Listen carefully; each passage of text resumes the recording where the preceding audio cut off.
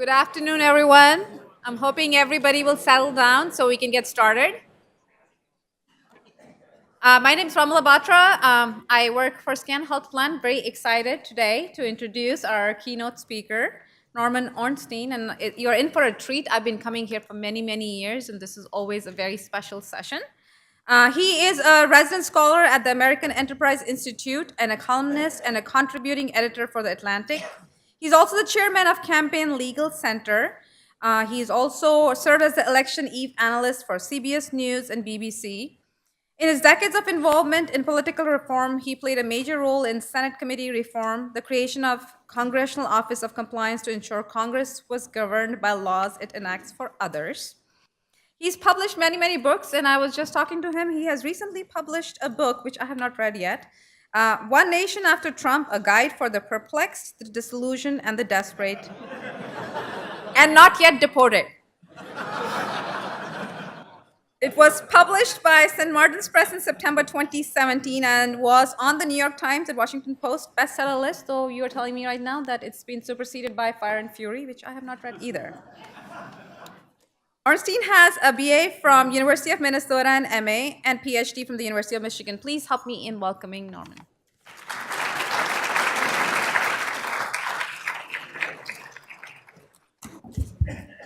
Thank you so much, Ramla. The one thing you left out is I'm a very stable genius. Actually, when Donald Trump called himself a very stable genius, my first response was, I know one stable genius. His name is Mr. Ed.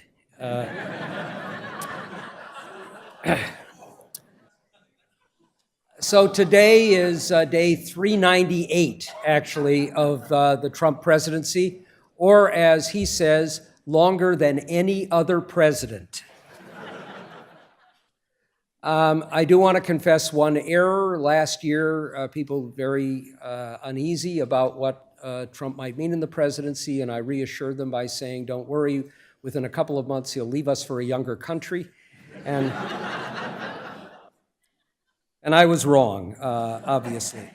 What we do have in this era, though, now is a new game show, Dancing with the Czars. And just to bring us up to date a little bit, today, one of Trump's tweets, he's already had many of them, and I quote, this is not a joke, if a potential sicko shooter knows that a school has a large number of very talented teachers and others who would be instantly shooting, the sicko will never attack the school. Problem solved, he said. At the same time, 17-year-old David Hogg of Parkland tweeted, promises without action are lies that cost lives. So I want a constitutional amendment that requires that the president be 17 years old at this point. We had a panel of political scientists and historians, Democrats and Republicans, just this week that rated Donald Trump 45th out of 45 presidents. John Kelly, the chief of staff, went to him and said, gave him the poll, said, Mr. President, good news. At last you found a way to win the popular vote.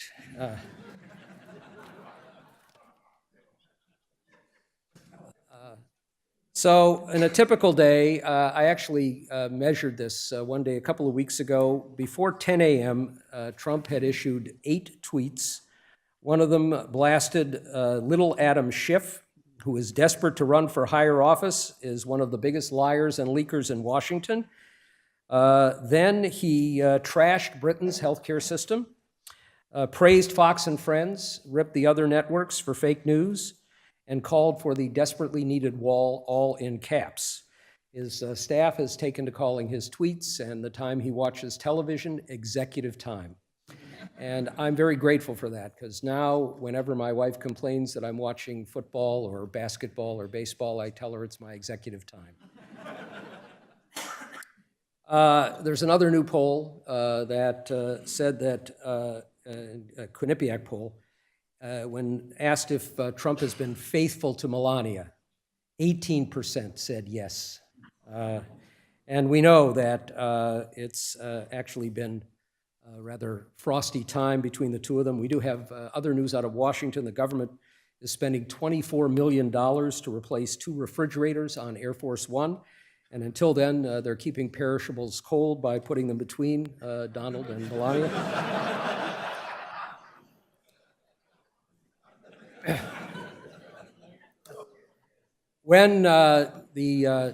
When Trump went to Davos, Melania, of course, this was just after the revelations about Stormy Daniels, refused to go with him, and instead she went to the Holocaust Museum. And when asked why, Melania said it sounded like it would be more fun. And of course, the tension between the two of them has been made much worse by the revelation that we had a $130,000 hush money payment to the porn star Stormy Daniels. And we know she gave an interview before that. She was talking about, before the non-disclosure agreement, opening up about the affair. And she said, actually, that sex with Trump was so boring that during it, she fantasized that she was with Mitch McConnell.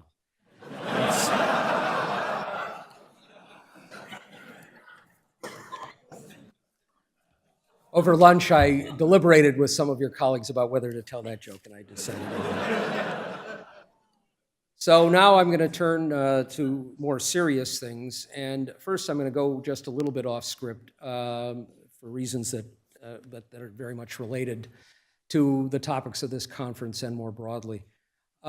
This morning, the president, before I came over, I watched him as he appeared in the White House with several cabinet members and the Attorney General of Florida and some other state officials, and talked about guns. And he started by talking about how awful it is when somebody gets attacked with a knife and how painful that can be, which made you wonder what synapses were at work in this case. But then he went on to suggest that he would support stronger background checks and raising the age for access to an AR-15 or comparable weapon to 21, and was going to do a lot on mental health. And what he talked about was bringing back institutions that had been closed in previous decades. And that sent a chill up and down my spine. And it made me think about something that I've had a deep involvement in over the last decade or a little bit more, related to my own personal journey with a brilliant son who had an sudden onset with a psychotic break with serious mental illness at age 24. And we went through a 10-year journey with him. And I will tell you, for a part of that time, he lived in Florida. And at one point, fueled by false information given by a property manager of a condo building where he was living, who just wanted to get him out of there because he had long hair and a beard and he smoked heavily, as so many people with serious mental illness do. And my wife and I went down in a panic and invoked the Baker Act, which turns out to be very easy to do. You just file a petition as parents. The judge hears that we weren't even present, and that afternoon he was picked up.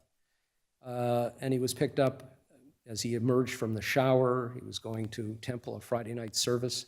A bunch of police officers waiting in the bedroom, wouldn't let him get dressed, take his ID or his phone, cuffed him, put him in a cruiser, took him to a mental health facility because it was ruled that he was an imminent danger to himself.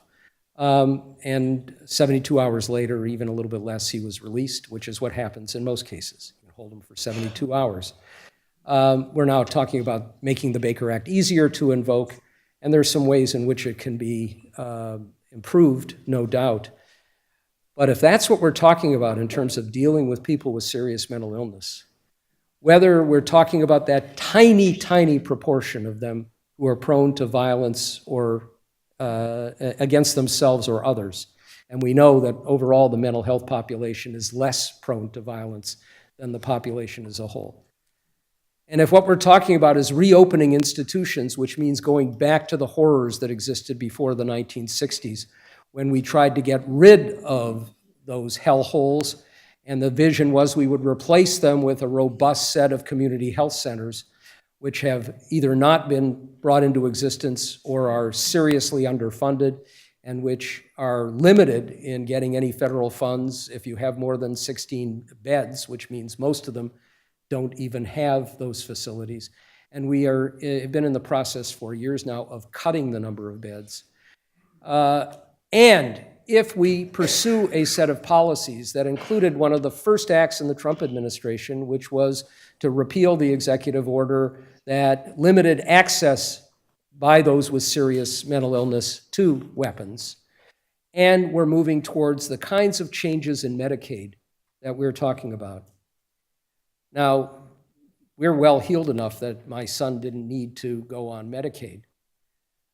But if you look at the homeless population, and you look at instances or places where we're actually seeing effective treatment to deal with those with serious mental illness, and the best example is in Miami-Dade, Florida, the 7th most populous county in the country, and a population with the highest concentration of mental illness anywhere because of many factors, but one of them is people gravitate down there because of the weather and also the easy access to drugs, because so many people with serious mental illness self-medicate.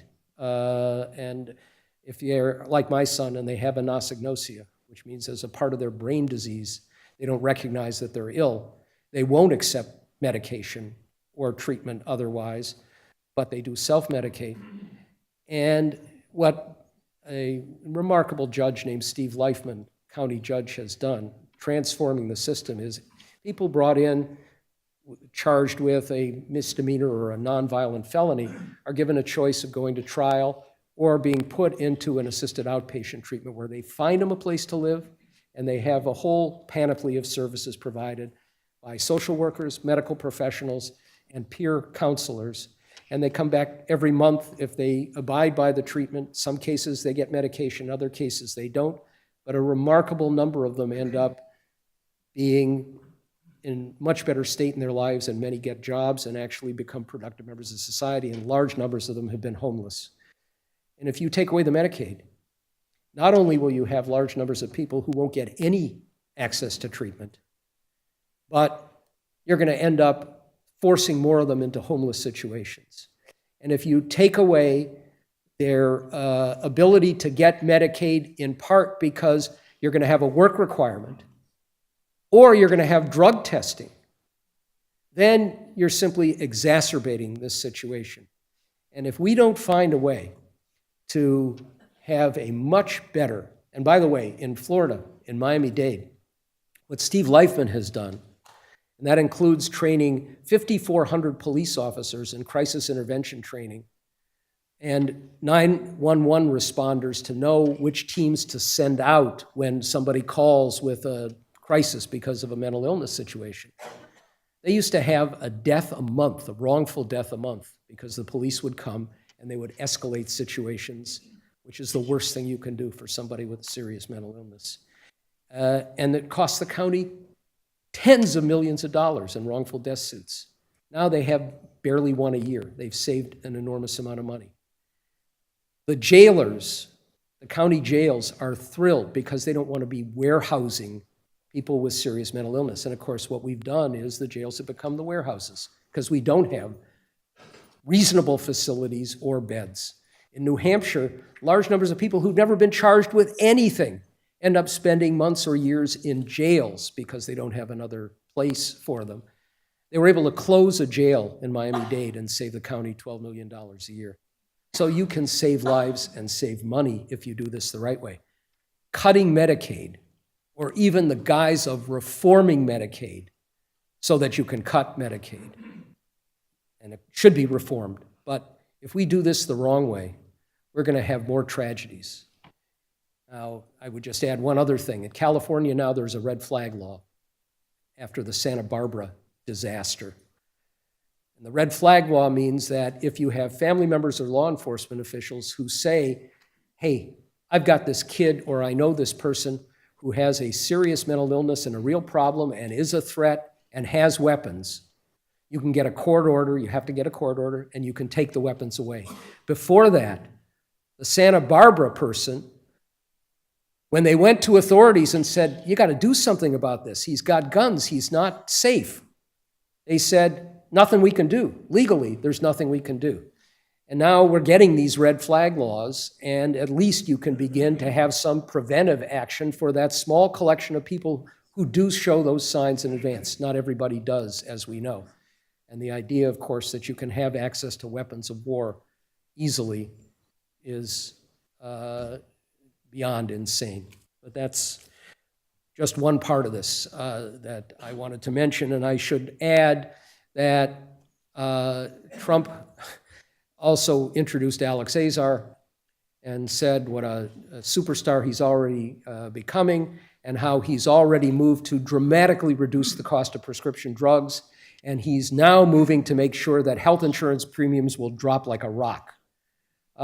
So I have to believe, by the way, that Republicans in Congress, looking at that and thinking about what the attitudes of voters will be heading towards November, if they take that seriously and anticipate that now Trump and Azar are going to reduce their prices for prescription drug medications and reduce their medical costs, that's not really the message necessarily that they want to send. And I would add here that I believe that these short-term medical plans, which are going to take healthy people out of the risk pools, which are going to take away treatment for mental illness and many other things because they don't have to require them anymore. You know, I can sell you a health insurance plan for $1 a year. I won't cover anything. But you're going to get cheap health care, health insurance, but it's not insurance. And lots of people are going to discover this, but it's going to raise the costs for others when you take the healthier ones out of the risk pools.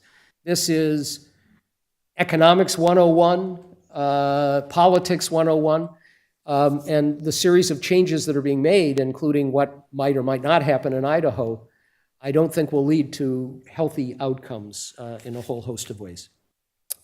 Now, back to the good news on politics and governance.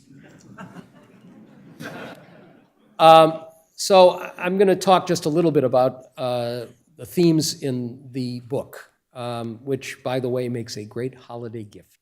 And I'm not going to spend a huge amount of time on this, and Dean laid the groundwork for some of it very nicely, as he always does. But I want to talk a little bit about how we got here, and a little bit about the dangers, and a little bit about where we're going. And then I want to raise some larger questions about some of the deeper changes in the society that we're also going to have to confront. Now, how did we get here? I think the first and most important thing to emphasize, and I've done this before, but I'll do it again, is it didn't start with Trump. This is not just Donald Trump emerging from nowhere and suddenly transforming the way our politics work or the deeper divisions in the society and the tribalism that we have. A lot of it goes back many decades with a decline in community. And Dean talked about the anchor institutions, but even before we saw some of those changes in the anchor institutions, we were seeing problems in our communities. Robert Putnam wrote about them very eloquently in his book, Bowling Alone. We had Bill Bishop in The Big Sort. Going back even decades before that, the conservative sociologist Robert Nisbet was writing about the problems with community. Kai Erikson, the great sociologist, wrote a compelling book about a vibrant community in West Virginia that had all of those anchor institutions working in a vibrant society, and then they had a flood, and it took away much of the employment, and we began to see the social deterioration. We also saw this decades before in black communities, where the great sociologist William Julius Wilson wrote a very compelling book about how when jobs moved out of the urban areas and these black communities that were vibrant, thriving communities began to see those tensions and the social disruptions that occurred when you lose the jobs, that we began to see the same kinds of things and the same parallels that we're now seeing in Appalachia and other regions where we've seen stagnant employment. And it goes beyond just having jobs. It means that family patterns deteriorate. And obviously, the bestseller Hillbilly Elegy reflects on a good portion of this as well. And one thing I want to mention on that front too is that what you see emerging with some of these particular themes is a striking one when it comes to health policy, which is that for many working class and middle class people, the contrast that they saw in the aftermath of the Affordable Care Act with people who were just below the income levels and got their health insurance for free or with a big subsidy, and those who were just above it doing what they thought fit the American dream. And they're working their tails off, sometimes in 2 jobs, and they're paying $700 or $800 a month, and it's really straining their budgets. And they're looking at others who they don't see as working as hard, even many who are working, getting it for much less. It means that we have to rethink very clearly how you handle subsidies and cutoffs. And if you have an abrupt cutoff, you're going to create a group of people who are deeply resentful at the unfairness of this. And I'm not sure I have the solution to that, but I think it's been one of the major reasons and the drivers for why we had this antipathy towards the Affordable Care Act with a significant number of people who otherwise might not have felt that way and voted for people who told them we could blow the whole thing up.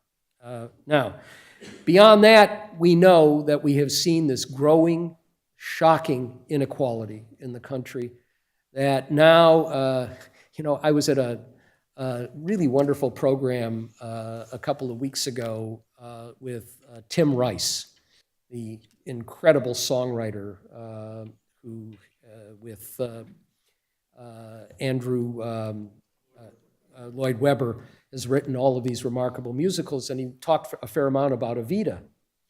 And I went up to him afterwards and I said, that was my favorite of all the shows that you've done. Have you thought about doing a new one that you might call Melania? And the fact is, the inequality we have now is greater than that of Juan Perón Argentina. And what we've seen is a stagnation of incomes. People have had to work harder and get strained more as we've seen this remarkable uber wealth at the top. And that also creates problems and fissures in the society. And the fact is that what we've seen is a growing contrast between vibrant urban areas with high education, high incomes, and opportunities. And as you move down to communities with populations of, say, 250,000, and then down to the towns with 50,000, and then out to the rural areas, the disparities get larger and the resentments get higher.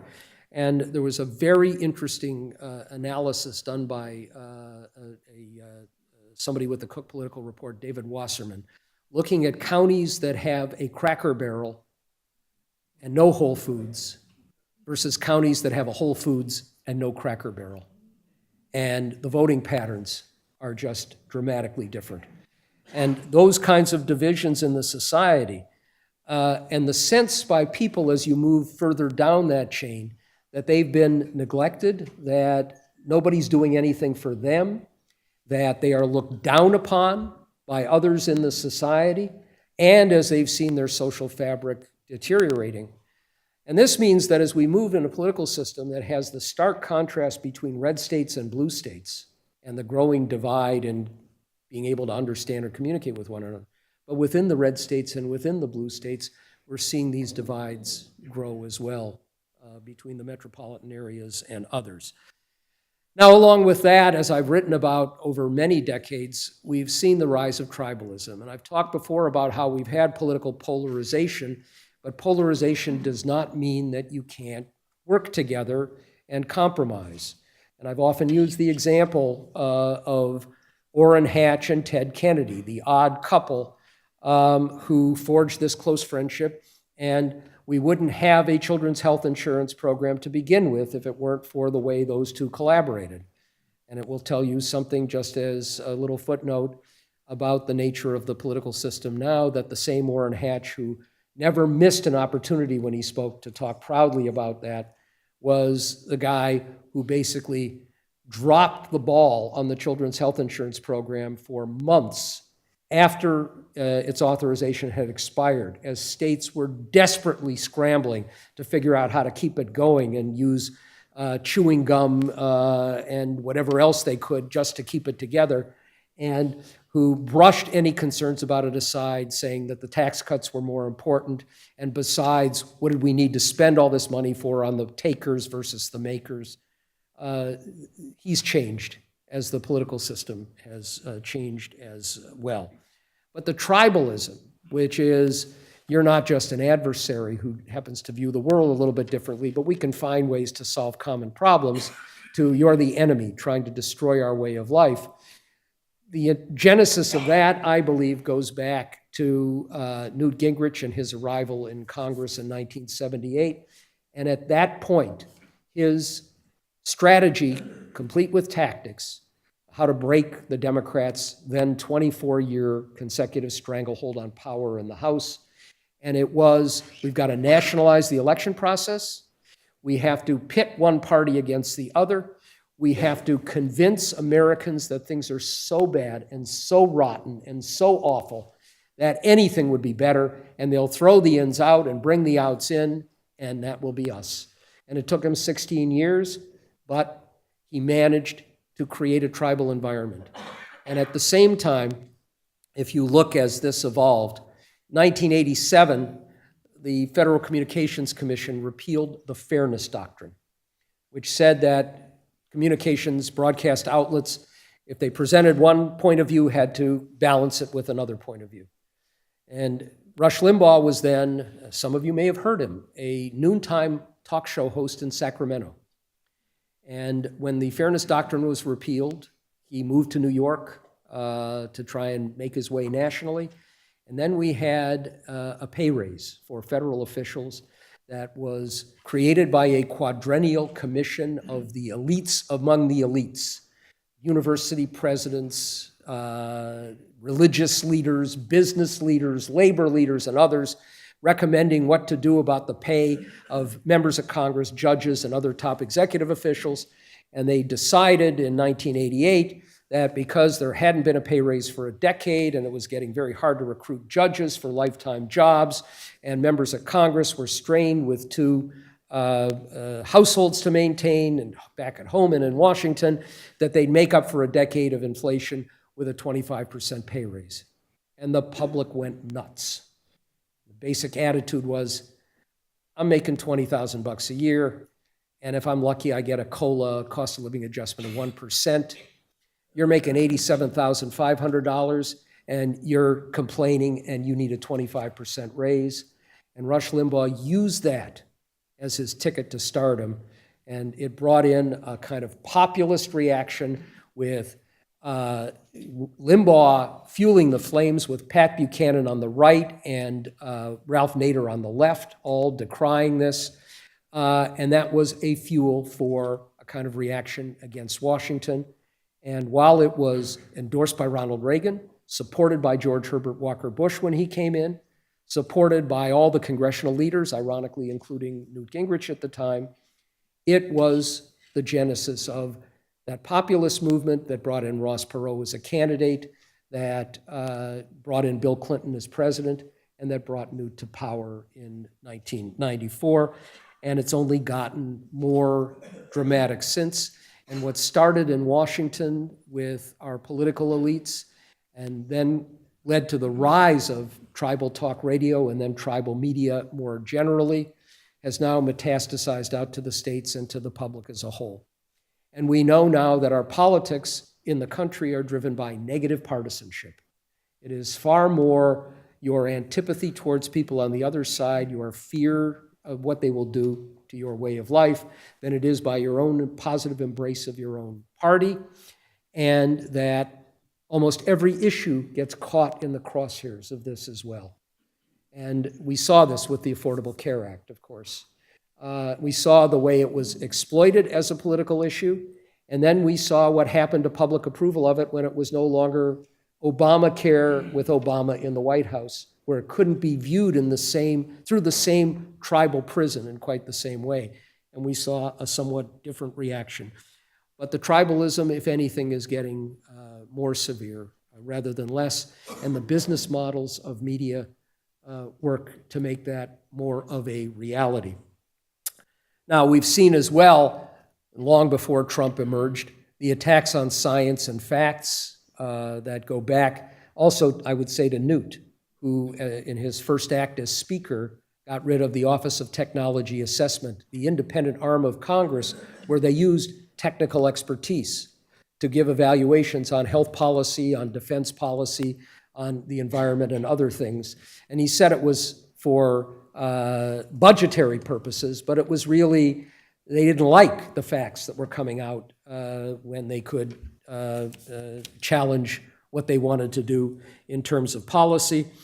And of course, we saw it through the Obama term with what was a growing, very deliberate demonization of Washington and government and everything that was done.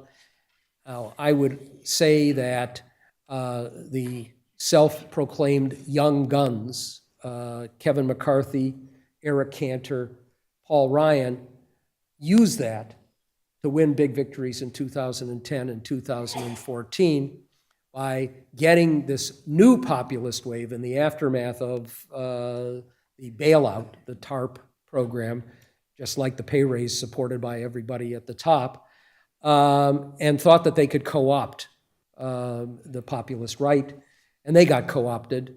And of course, we saw the great irony of Eric Cantor being one of the first casualties here, as he was attacked by talk radio, tribal talk radio. Laura Ingraham and Mark Levin went down to his district, treated him as this fancy guy driven by big political money, trying to appease on immigration, and defeated by a Tea Party populist. And that was on the minds and has been on the minds of lots of members of Congress as they think about whether they want to challenge in any way either Trump or Trumpist policies or any of the tribal media czars out there. And then we have to add race as a factor and as an issue.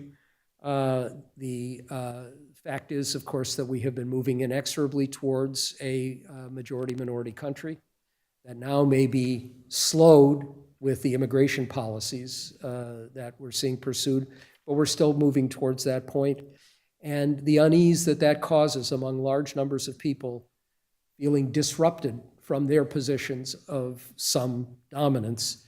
The impact of Obama as a president just can't be denied. And of course, the fact is that Trump, by leading the birther movement, which is a overtly racist appeal, vaulted into some prominence in the political arena as a candidate. Now, there was no guarantee that Donald Trump would be the Republican nominee, but the attacks on government and elites affected the nominating process.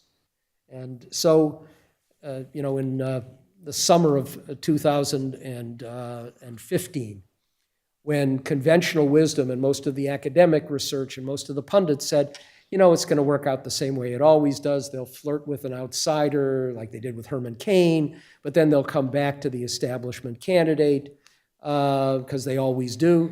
And the establishment candidate at that point, of course, was Jeb Bush. And we'd had Bush 41, and we had Bush 43, the motto in the family, no child left behind. But he flamed out early, of course, and it was clear to me, I wrote a piece in August of 2015, that they were going to pick an outsider.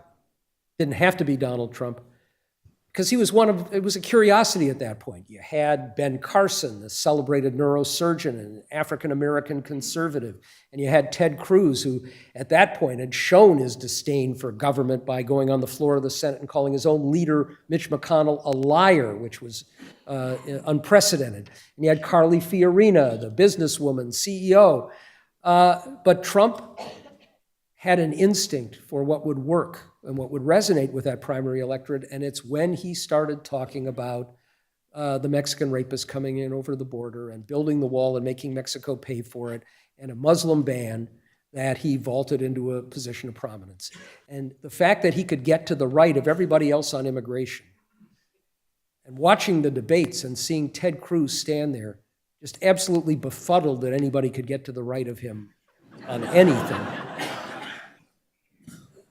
And the fact that he stood up to the other candidates, to his own party leaders, even to Fox News and Megyn Kelly, who was then with Fox News, fit another narrative, because you had all of these populist Tea Party people out there who had been promised that if they were brought to power in Congress, they would bring Barack Obama to his knees and repeal Obamacare and repeal Dodd-Frank and blow up government as we knew it, and none of it happened, and those weaklings had caved in, and Donald Trump wasn't going to be a weakling and wouldn't cave in.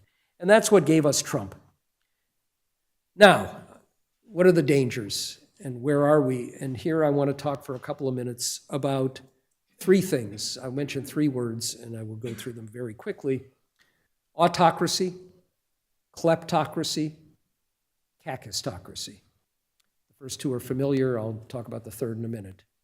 Autocracy, we know. And we know the signs of an emerging autocracy. First thing that happens is you attack the free press and undermine it. Donald Trump called the press the enemy of the people. That was a phrase originated by Stalin. When Khrushchev became the head of the Soviet Union, he outlawed it because he said it was too dangerous. Now we get attacks on the fake media on an almost daily basis. Along with that, of course, the attacks on the fake media, an attempt to completely blow up the whole notion of what truth is and what facts are. I'm the one who can give you what the facts are. And when you turn that upside down and you cast doubt on anything, and we know now actually from surveys that many people supporting Trump believe that one definition of fake news is anything negative about Trump, true or false. That is one of the things that happens when you have a society that loses some of its small d democratic moorings. We know it includes an attack on the independent judiciary. And of course, we saw that before the election with the Mexican judge. We've seen it with the attacks on the judges who've ruled against the various travel bans. It includes attacks on the structures and other actors in government with a new standard, which is loyalty to the leader. And we saw that, of course, with Trump calling in Jim Comey and saying, "Are you going to be loyal to me?" And we've seen it with, in effect, the desire for loyalty oaths.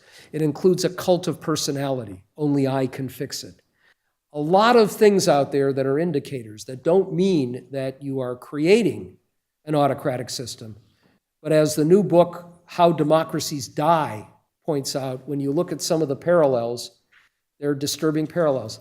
Our political system was designed by the framers to avoid these kinds of things very deliberately. And if you go back and read what Alexander Hamilton wrote around the time of the framing, and he was thinking about and referring to Aaron Burr, about the dangers of a president who had no values, who didn't respect the institutions. You had a political system where he was thinking about those things. You don't have to see the musical to know that he was looking at, and they were creating a set of structures that would keep this from happening, not just the broader civil society, but the independent judiciary, and most particularly an independent Congress that would put some constraints around what a president can do. And one of the more disturbing things is we're not seeing that operate in any fashion. Now, kleptocracy, we've also not seen anything like this. It's not just a president enriching himself, doubling the fee at Mar-a-Lago, advertising that if you have a wedding at Mar-a-Lago or Bedminster, there's a pretty good chance the president will come by and you'll get a photo op with him. Advertising his own products, having a hotel that he explicitly said when he signed the lease with the General Services Administration for a long-term rental of the old post office in Washington, that if he held any office, he would be out of there, and with a constitutional emoluments clause that says that a president can't have a salary raised or lowered during the course of his term, but that he can accept nothing of value otherwise from the state's or the federal government, has been trying to renegotiate the lease there. All of those things. And his family enriching itself off the government. But look at the cabinet. Look at, now we know that it's $150,000 roughly that Scott Pruitt, the head of EPA, has spent to get first-class flights, including paying $1,666 for a first-class ticket on the shuttle from Washington to New York. I didn't even know you could possibly get a ticket for $1,666 to New York. And you look at David Shulkin, who, the head of the Department of Veterans Affairs, taking his wife to Wimbledon and then to Denmark and falsifying documents to enable him to get that trip where she could be paid for. And you look at so many others, including, of course, the one casualty so far, the Secretary of HHS Price. And the number of hearings that Congress has held on all of these things, a big fat zero. There may be one now on Pruitt because he's gone too far. And Pruitt's excuse was, for flying first class, was that at one point he'd been sitting in coach and somebody had come by him, stopped, and used the F word, saying, "You're effing up the environment." I'd use the word, but the cameras are on right now.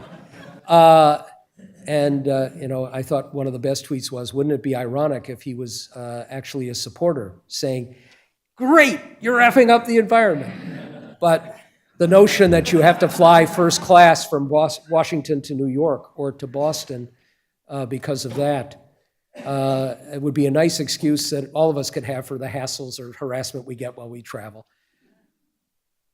Now, kakistocracy, which is the most important part of this, is a term that comes from a Greek word that goes back to the 17th century that fell into disuse for a couple hundred years and now has come back. And it means almost literally government by the worst and most deplorable among us. It means bad government.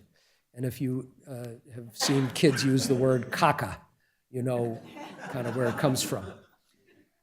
So let me just talk about a few things here. And I see it in both branches, actually. There are 636 positions that are Senate confirmable executive appointments that are widely considered to be policymaking positions. That's at the cabinet level and the sub-cabinet level. It's deputy secretaries, undersecretaries, assistant secretaries. It's heads of bureaus and agencies and departments. More than a year into the Trump administration, we have just gotten over the point where half of those positions are filled.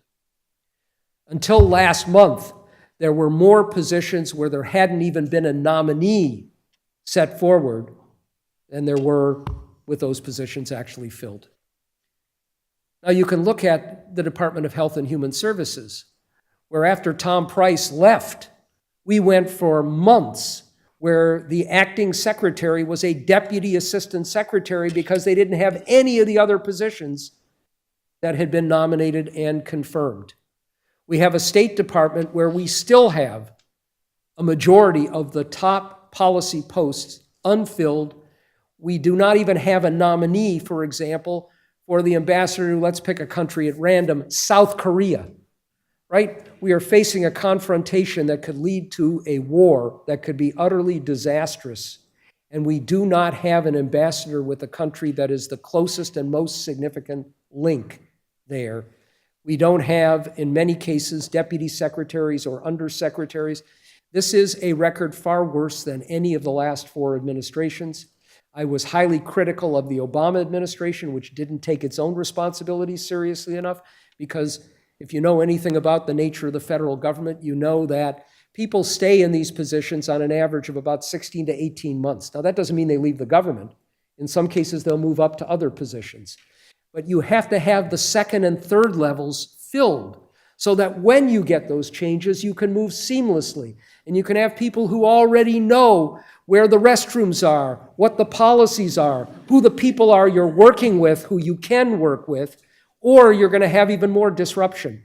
And if you have no respect for the career bureaucracy and you're hounding out the top career people, nobody more significant in this than Rex Tillerson, the Secretary of State, who has blown up the diplomatic corps and it'll take us decades before we get that restored. It is not a way to run the government. And of course, we've also had nominees moving forward, some of whom should not have been in those positions. And we just had a study done by a reporter of the Washington Post, Aaron Blake, that says that 40% of the cabinet level nominees have been caught up in ethical scandals or other issues as well. There are always going to be problems, bad apples, unanticipated ones. When you pick the top science advisor for the Department of Agriculture, who is not a scientist, has no scientific experience, but has done a whole series of communications and tweets that suggest you're off in the alt-right world, that's not a great way to run a government. And if you look at the way the legislative process has been handled, we also see cacistocracy.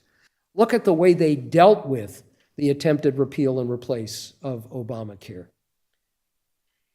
Picking a group of 15 white, old men, most of whom did not serve on either the Finance Committee or the Help Committee, who had no expertise, not relying on the expertise of the staffs of those committees, barely, and Joe, correct me if I'm wrong, reaching out to the top policy experts for their ideas, and there were plenty of good ideas out there that Joe and others had come up with to help improve the system, to call it repeal and replace or whatever you might do, actually make a system that wouldn't be in terrible shape.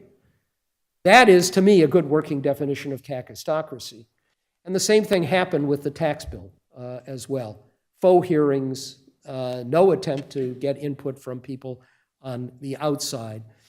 And we have a government that is basically rudderless at this point.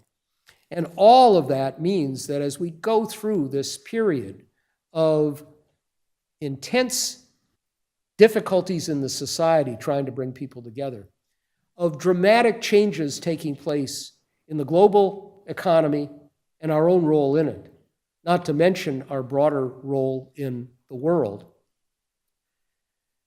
Having a government that isn't operating very well, and one that has these deep divisions and an inability to deal with fundamental problems as they exist. And that includes the kind of crisis that we see leading to what's now at least a 10-year expansion of the Children's Health Insurance Program, but done in the worst possible way.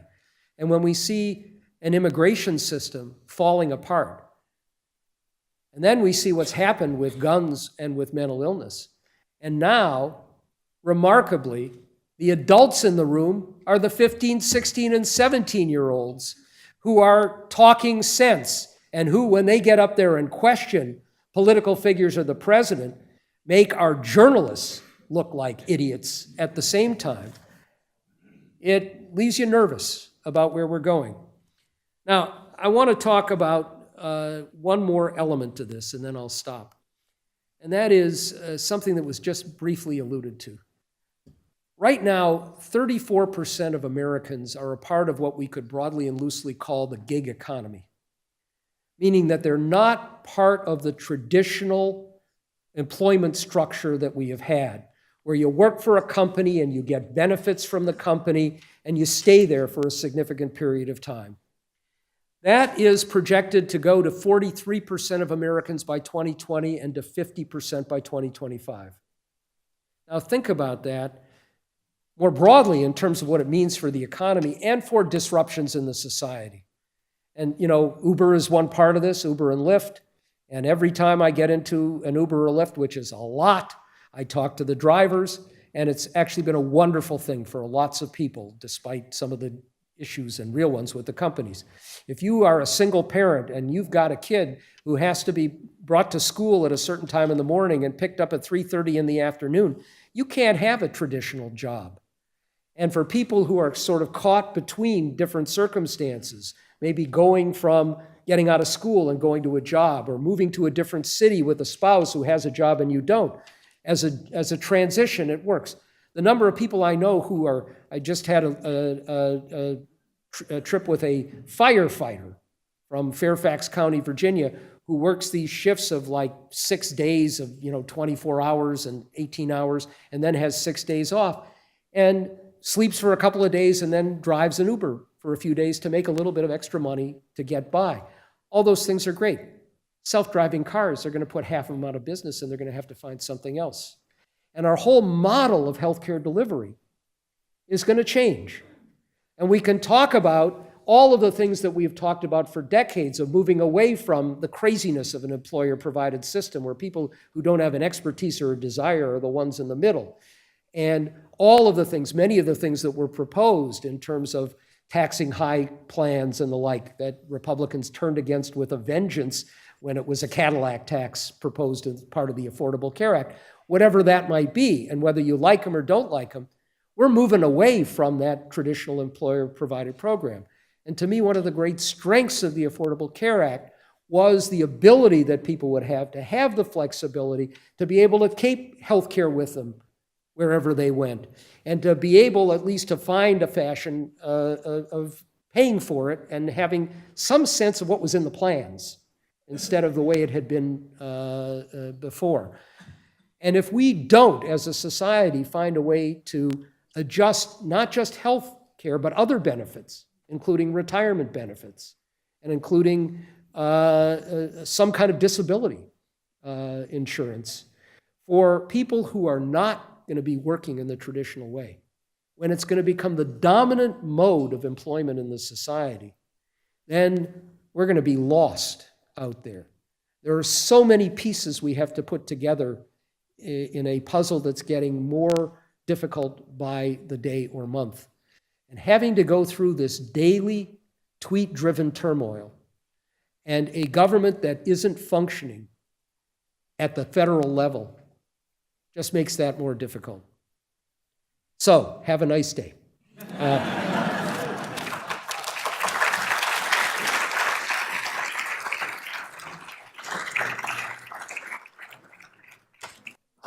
And as always, I've gone on too long. But it's time for questions or catcalls, or both. I'll take the second one.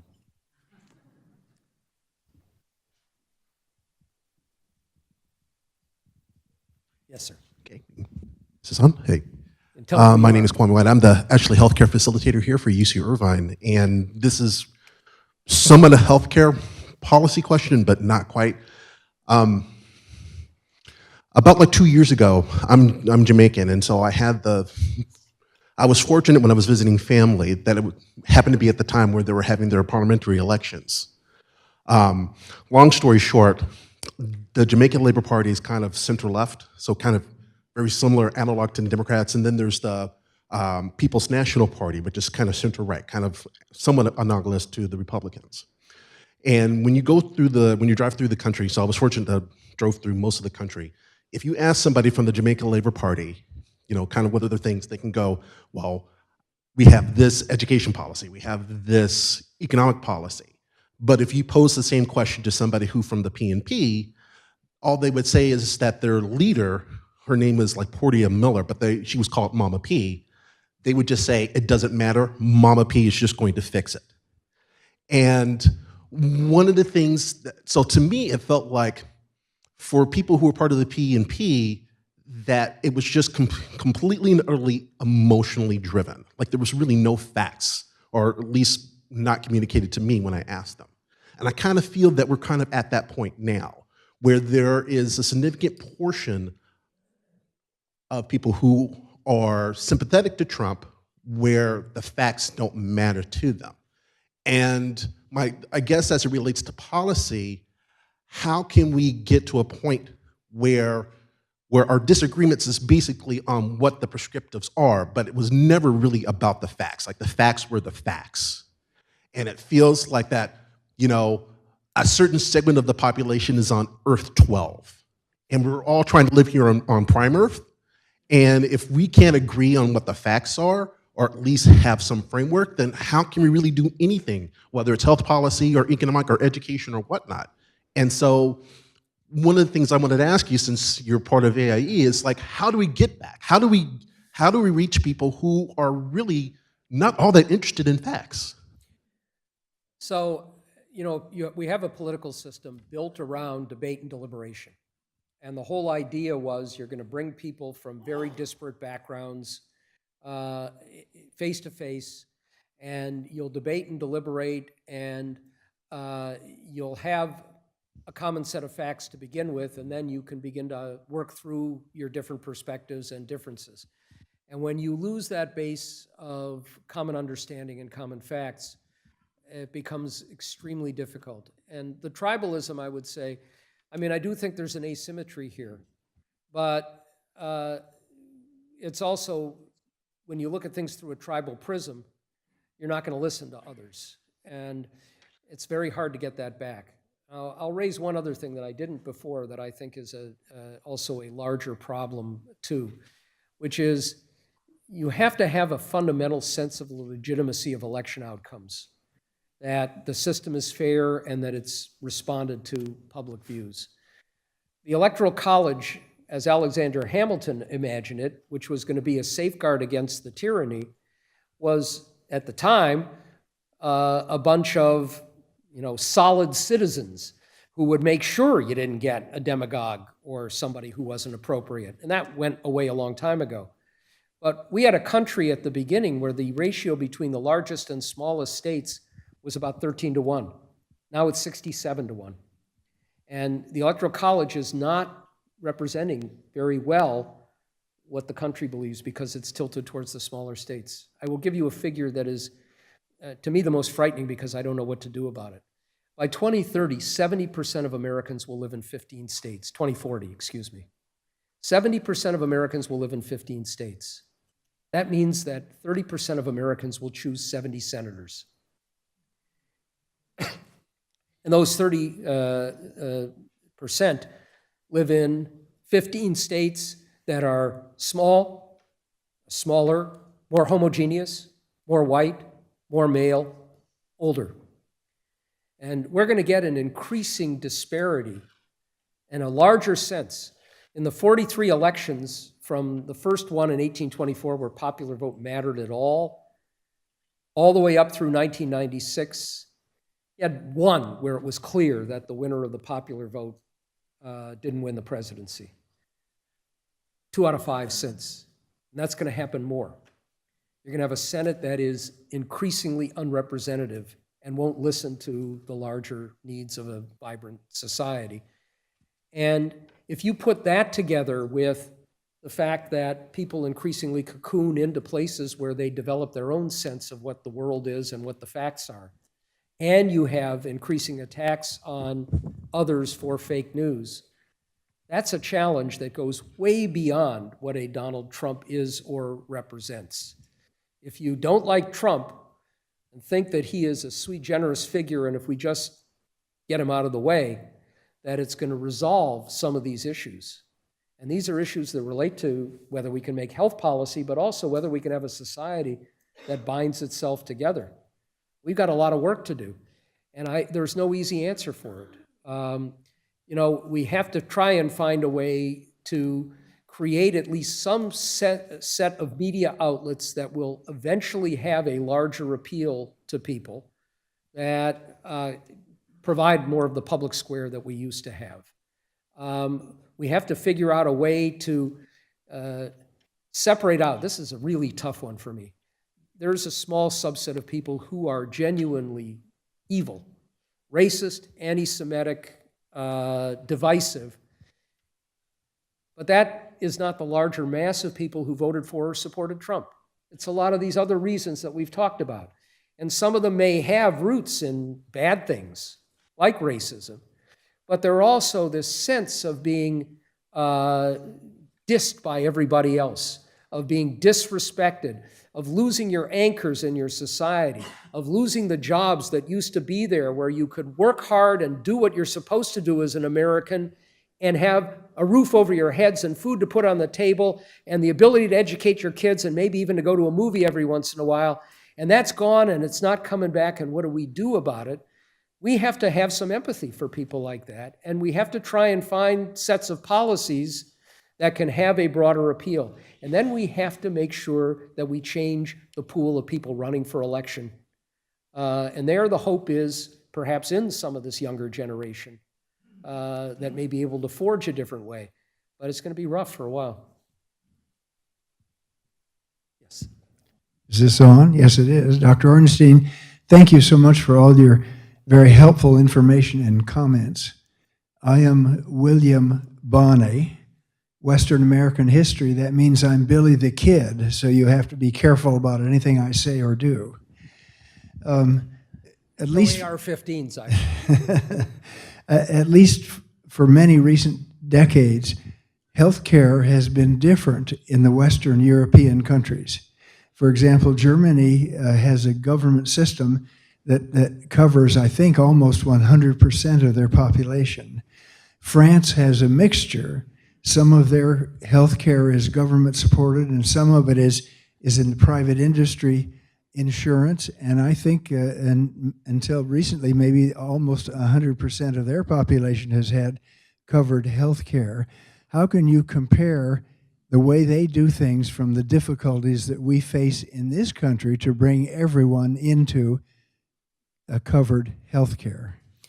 So the United States is unique among Western democracies in so many ways. We're unique in our Constitution. We're unique in the way we deal with guns. We're unique in the way we deal with healthcare. Our healthcare system, as everybody here knows better than most others, was jerry-built. It wasn't designed from the beginning to be a comprehensive system. It was built almost inadvertently around employer-provided care for a whole host of reasons. We're not going to change it overnight, and we're not going to dramatically reform things because, one, we don't, and two, if you've got 18% of your GDP caught up in a healthcare system, and you're going to try and move it to 9% of your GDP, then you're going to have a whole lot of people in the population who are going to lose everything that they have worked for their entire lives, and they're not going to stand for it. So this has to be done incrementally. I wish we could start with a common goal. And to me, that initial common goal is everyone gets covered. Then you can decide how they get covered. I wish we could start with a common goal that we're going to find ways to make the system operate more efficiently and be able to reduce costs where we can. And we did for a while have that.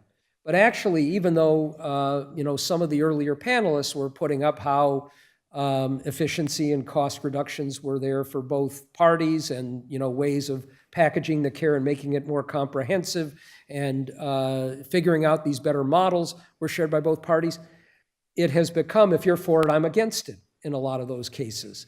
And even ways of restraining the growth of Medicaid with the independent board. You can reform that to make it work better and make it work like the base closing commission was supposed to. Instead, we just blow the whole thing up. But I think what we have to fight for is to get back to some of those common goals. And if we do that, we can begin to make some effective changes. To me, the best part of the Affordable Care Act was the idea that you have to broaden the risk pools so you can take away what is the biggest disaster for most people out there, which is the pre-existing condition problem. And if you start to erode that, and that's where the sabotage going on now, undermining the risk pools, moving towards these plans that are not real plans, and that can take away cover or protection for pre-existing conditions, is going to move us in exactly the wrong direction.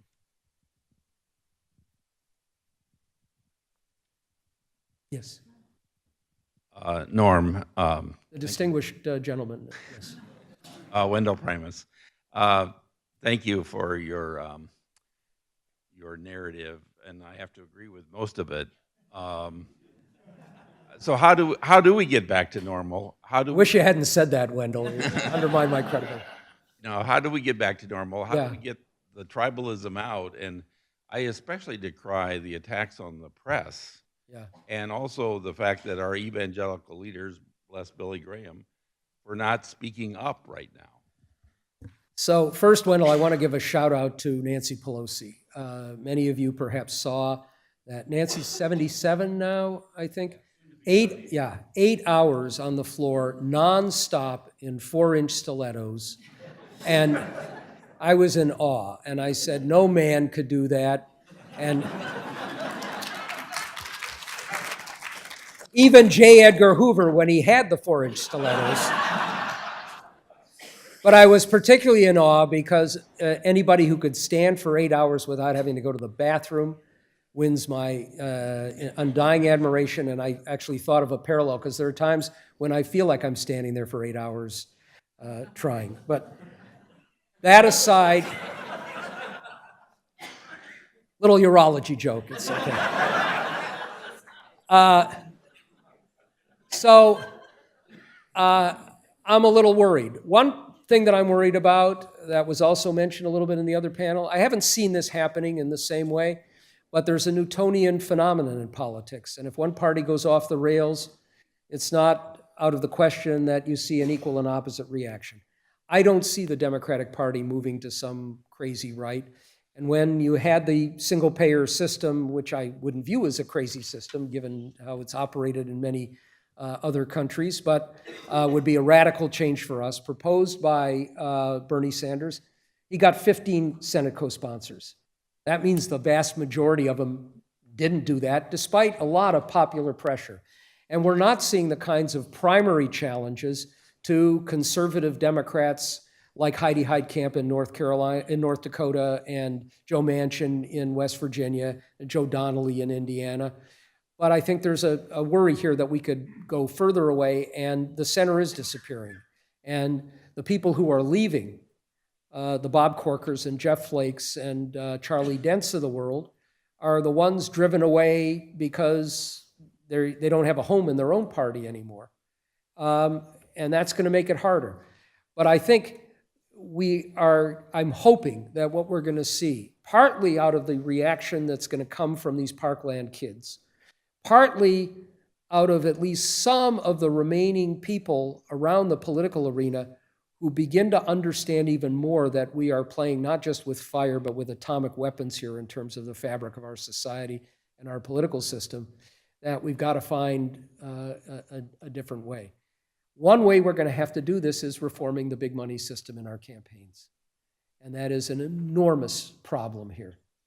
You know, I talked to several Republicans in the Senate when the healthcare debacle came up, and I talked to them when the tax bill came up, and it is basically, instead of trying to find a way to work across the aisle, it is the fear that if you go against this larger thrust, the Mercers and the Kochs and others are going to come in with millions of dollars in a primary campaign against you, and Laura Ingraham and Rush Limbaugh and Sean Hannity and Tucker Carlson will attack you, and your life will be made miserable, and you're going to have a headache that you do not want. And it's not just the money, it's the tribal media, it's the culture. You don't want to be shunned within your own party. But the money's a significant part of it.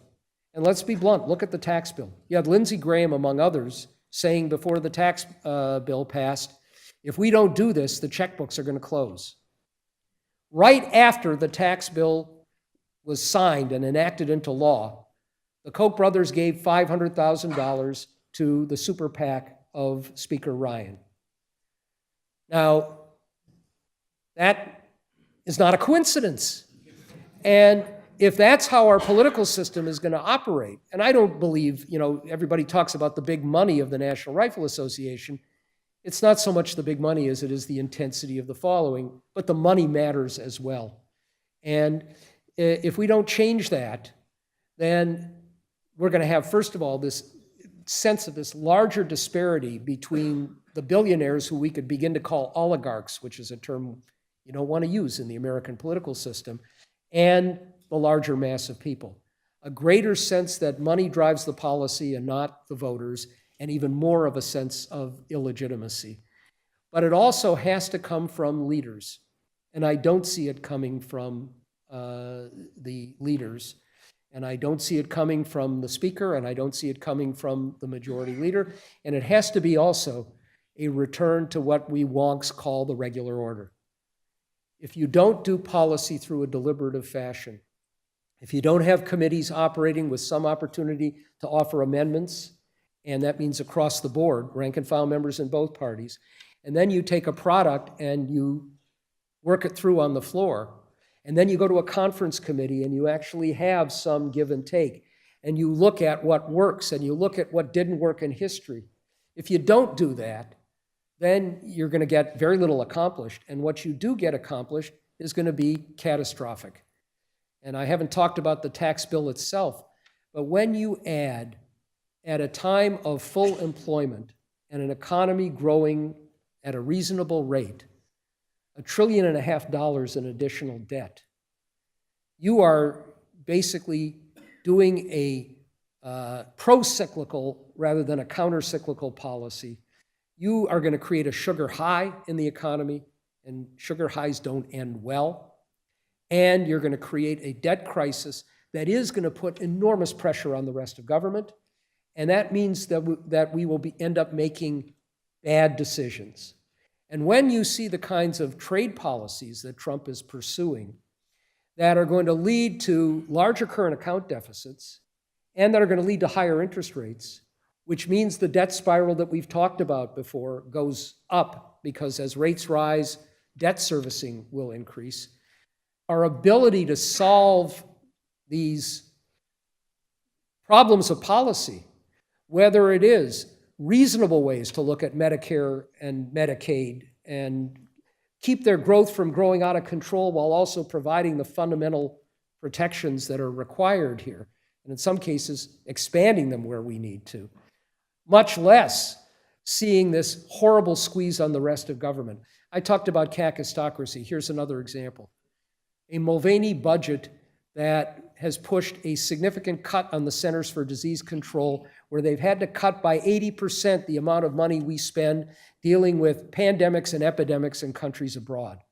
And the argument here is, screw them. What do they have to do with us? Where do they think Ebola comes from? Don't they realize that in the world we live in, things spread from one country to another just like that, and that we are cutting out the infrastructure and our ability to even know when an epidemic has hit us and can turn into a pandemic and will sweep the country, even as we have a flu that is one of the worst that we have seen, and we're spending less money to deal with it. When you have a budget that wants to cut out the weather satellites because they tell us about the weather and the climate, which means you're taking away your early warning system for hurricanes, which are by any reasonable fact-based standard growing in intensity because of the warming of the seas, which increases a Category 1 to a Category 3 and a Category 3 to a Category 5, which means you're going to get more devastation because people don't have the warning.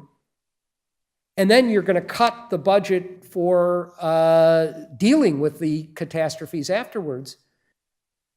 How can you pursue policies like that without having enormous costs?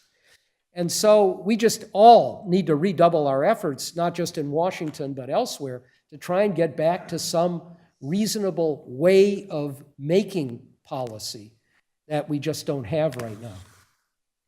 And with that, we're way over time, and I apologize for that, but thank you.